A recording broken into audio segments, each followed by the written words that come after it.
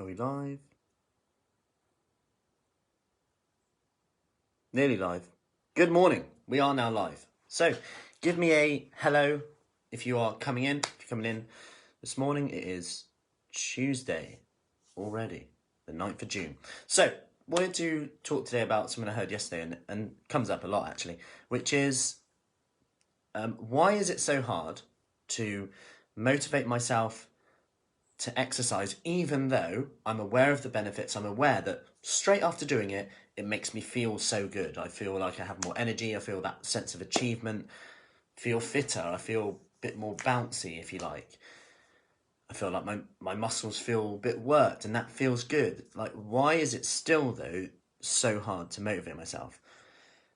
And I want to touch on this part first, then secondly, the part of confusing rest for failure. And on the rest for failure bit, I'll touch on this now because there was this weekend I was literally exhausted. Saturday I was so tired. I think I went to bed about literally I put the kids to bed, had a bath with them, and that does mellow me, to be fair. I had a bath with them, put them to bed, and I thought we were supposed to have steak night, me and Mrs. Ritchie, and I was like, you know what, I'm just exhausted. I'm just gonna go to bed, I think. And then we delayed it. And then I went to bed, literally about 7:15, 6:30, and just slept. And it's amazing how I felt after. However, there were thoughts coming in on this point in my head the next day of maybe guilt that we didn't have date night. Then also thoughts that I should have done more. So the next day I had for me, a very lazy day. You might have noticed I didn't even do a video. This is rare. And I was almost a bit of guilt, like should have done that. I didn't work out either for like 4 days last week. I was thinking, yeah, I should have been doing more. And those thoughts are exhausting, like almost going, yeah, you should have done more, you should have done more, you should have done more. Why don't you do this? And there's feelings of guilt, there's feelings of like, frustration in there. And just be aware that when you have these feelings of guilt, frustration, one, what state are you in? Because you could just be in a really negative, biased state. And we sometimes, quite often, let our negative bias or bias in general actually overshadow the facts in many areas of life, to be honest. And this is a really, really important thing to just be aware of when you do that. Because actually, if I look at the benefits, if you ever consider something and you perceive it as failure or you perceive it as feeling guilty, consider what the benefits were of it. For example, what's the benefits of going to bed early and missing date night, if you like? Well, the benefits are I wake up next day with way more energy and I'm better to be around. And actually this week is a better week, a smoother week. And then we just have date night this week.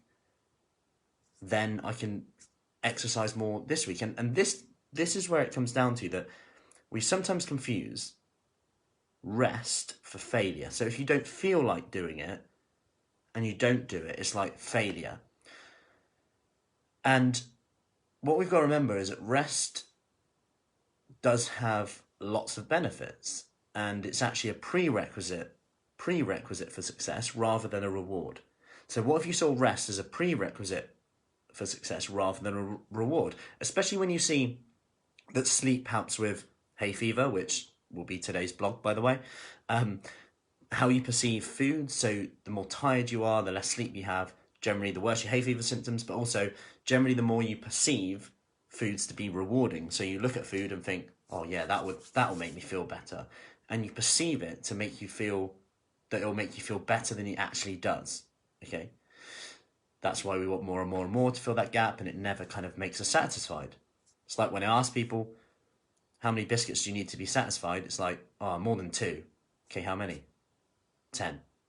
Does that satisfy you? No. It's a weird one. It's when you really think it through. So going back on that point though, it doesn't have to mean like you don't work out. It could just mean that you do something for you instead. Have a happy list. My one, if I show you here,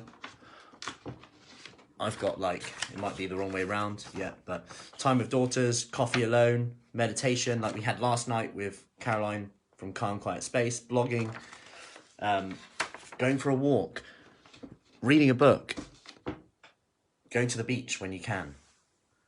And all these things, watching comedy, it could be really simple things, that having a bath, like that make you just feel better. Okay, now, you've got to obviously know the difference between when you are just putting it off and when you should be doing it.